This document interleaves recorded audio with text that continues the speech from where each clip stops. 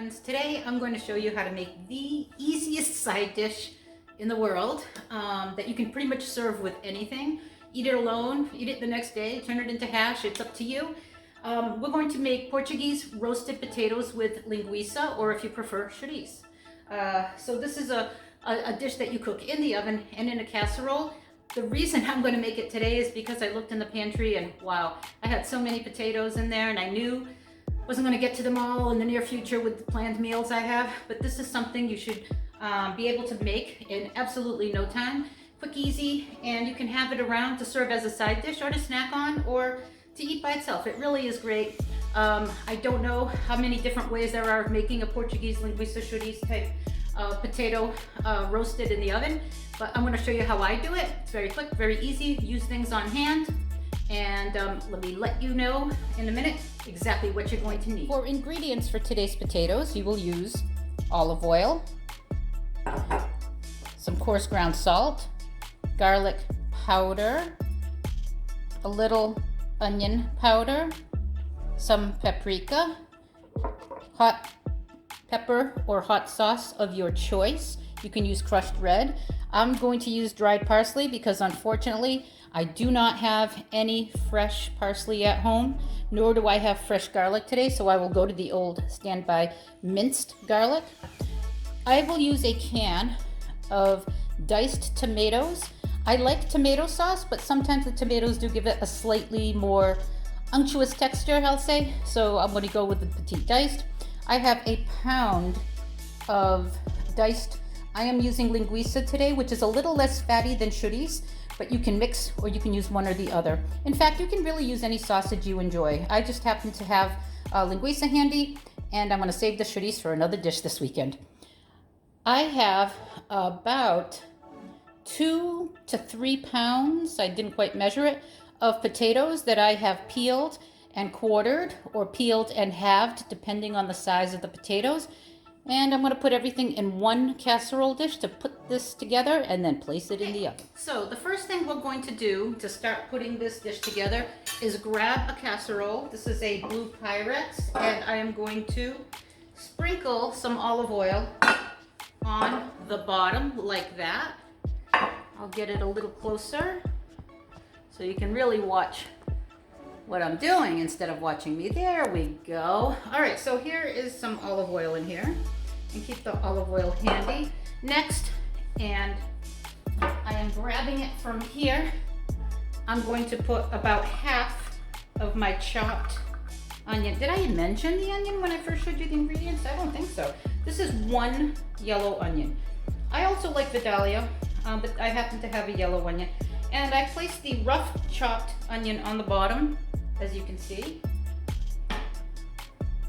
Next up, I am going to place half of the can of the tomato with its juice on the bottom, just half. And then I am going to take and add some minced garlic or fresh garlic. This is where you would and I'm going to put a couple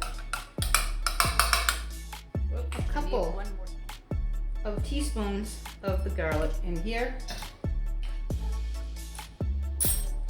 and then mix the onion,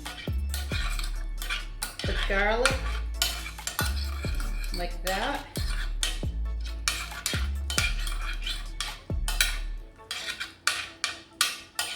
And the tomato. I'm going to sprinkle a little bit of dried parsley over that.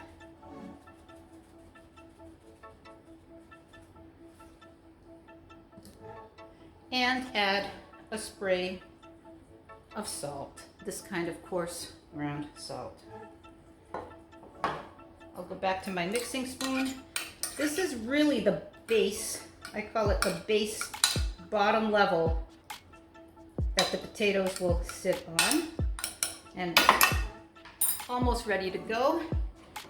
And now just make sure that's all sitting like a nice little bed. I'll get the rest of the ingredients. So now that I have this here, I'm going to make my potatoes the next step, and these have been washed and dice some pieces bigger than others, depending on the size of the potato. As I said, half them, a quarter them, but I want them to have some chunky ones in here too.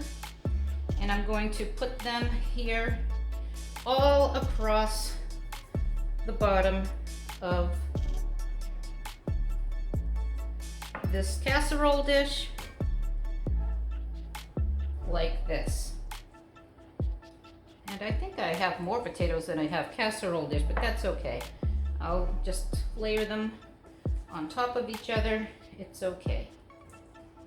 And I'll shove them in the nooks and crannies. That's okay too. Alright, so now I have the potatoes all placed here. And the next thing I'm going to do is bring over my linguica. And I'm going to put the linguica in all of these nooks and crannies on top of the potatoes. I'm only using 1 pound. And I'm covering the top. Oh, and you probably noticed I'm not doing this bilingual the same way this time. I think the videos were a little long, and for, some people, they had to listen to everything twice, especially if you speak both languages. So what I'm going to do is summarize the recipe at the end in Portuguese so you can get through all of this in English, and we'll see how that works out. Let me know how it works out. Leave a comment down below. Linguica now on top of the potatoes. Okay, one thing I forgot to mention when I first showed you the ingredients, I do have some chicken broth. This is going to help steam and soften the potato and mingle with the tomato and the onions down below a little bit. I think I'm estimating about ½ cup. And now I'm going to add a little more of the tomato mix on top, kind of getting it in between these potatoes and in between the linguica. So it's going to settle on down to the bottom too. You don't have to use the whole can if you don't think you need it. I do like to get a little of this on top of the potato though, because it really adds a nice flavor. I'm going to add the rest of my chopped onion on top.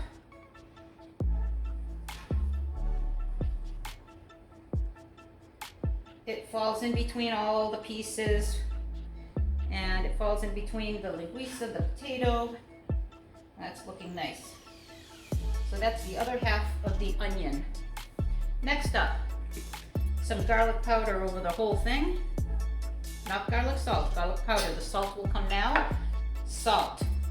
Be somewhat liberal. There's a lot of potato here, but remember too that you have some linguica and or chourico, whatever your sausage of choice is, and that will have some salt. So you have to temper it and then taste it at some point when you take it out of the oven. I will drizzle a little olive oil for color. My oven is set. Next, you will use, for extra flavor on the potato, a little onion powder. And I know you already have fresh onions, but trust me, the onion powder brings it alive. Some paprika over the whole thing. This will give the potato a nice color. For the sake of all things that I use this for, dashes. As many as you think you prefer to your taste of pepper and hot sauce. It will melt into the potato. It will also mingle with everything else you have down there. And for me, that's about right. Lastly, dried parsley, fresh parsley, to decorate the top, but also to mingle with everything and add some nice flavor. If you like chives, this would be the perfect time to also add chives. This is what it looks like now that it's ready to go into the oven. Okay, so here it is, just about ready for the oven, except for one last thing. I'm going to splash a little bit of wine. I use white. If I have an open bottle of wine around the house, regardless of the type, I use it for cooking. If you have plain dry cooking wine that you can buy at the supermarket, that's fine too. Splashed a little wine, and then cover the top with foil, like this. And we'll put that in the oven. As I wait for the oven to preheat to 350 degrees, I'm using it on the roast convection setting. I'll give you the instructions in Portuguese. So if you don't need it in Portuguese, you can skip right to the end if you like. Aqui vou dizer agora em português o que pus aqui para fazer a batata. Primeiro eu usei a lata do tomate picado, com a cebola picada, metade da cebola picada, e pus alho, pode ser o alho cortado, o alho picado que a gente usa do alho fresco. A gente pode também usar o alho que vem já enrarrado, que a gente compra já picado em água, uma coisinha de salsa e azeite ao fim aqui dentro da casserola, dentro do pires. Pus tudo assim embaixo, misturei com uma coisinha de sal e pus as batatas por cima, as batatas todas. Depois de pôr as batatas, eu pus a linguiça, pode-se usar chouriço, as rodelas, pus por cima e depois comecei a pôr o resto dos ingredientes e o resto dos temperos por cima. Pus alho em pó, pus cebola em pó, foi mais sal, daquele sal grosso que a gente compra que vem do mar, e mais salsa. Usei o resto da lata do tomate, quase tudo, não chegou a lata toda cheia, foi um pouco mais. E depois eu pus paprika, não sei como se diz em português, e o resto da outra metade da cebola picada e mais um pouco de azeite. E pus piripiri por cima, a gente pode usar a pimenta que a gente gosta, e depois preparei assim tudo dentro do prato.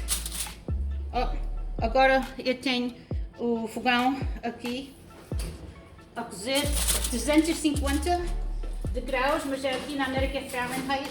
This is 350 degrees and I'm going to cover it, put it in 350 degrees. A gente tapa com foil. How do you say foil in Portuguese? I'm thinking for a minute. Foil. I don't remember, but anyway, you saw what it looked like. Put it in there, and for about a half hour, I am going to roast those potatoes or bake those potatoes. I put it on the roast setting for half an hour with the foil on top, and then we're going to remove the foil and continue. How did I just put that in the oven? I thought of the word. Tin foil or foil in Portuguese is called papel de prata, which is an odd translation because we just call it, foil or tin foil. Papel de prata, literally translated into English, means stainless steel paper. So your mileage may vary, but I thought that was pretty funny. So after half an hour, it's getting there, but not quite. There's a lot of potatoes. I'm going to replace the foil loosely over the top, and we'll check it in 15 more minutes before removing it and continuing the roasting. That's looking really good. And now we're going to let it bake for... All right, let me just... The potatoes that are on the... still hard. This is not even close. So I'm at this point now where I don't have an estimate because I don't know how long it'll take. You can see it simmering. I'm going to just let this cook and keep checking it. Uncover. Okay, it's still not finished cooking, but I'm going to give this a stir so I can take some of those potatoes that are on the bottom and move them around a little bit. There is some sauce, on the bottom. The potatoes on the bottom are definitely a little more cooked than the ones on the top. So I'm just giving it a mix. I'm giving it a mix and then putting it back in that 350 degree, get some liquid on it, oven. And remember, I kind of like my potatoes chunky. You can see some of them are kind of big. That's why it takes a little longer to cook.